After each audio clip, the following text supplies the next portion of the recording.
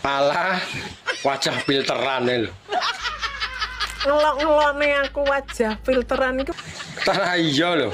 wajah tanpa filter yo. Masih umur 25. Iya, 25 diwalik tapi.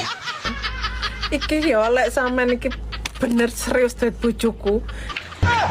Lah sapa sing pengen dadi bojomu iki lho? Iki tes pertama iku sebenarnya sampean iki gagahe transfer C.